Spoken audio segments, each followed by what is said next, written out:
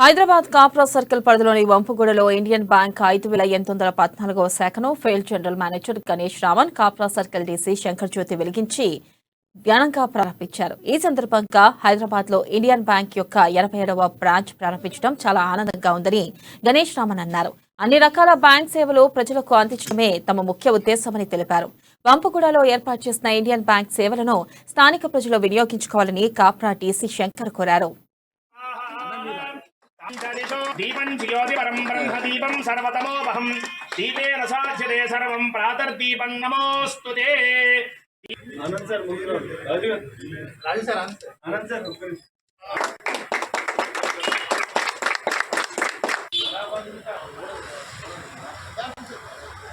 भयादतः चितामोह चक्रे तस्मात् जाता जावयः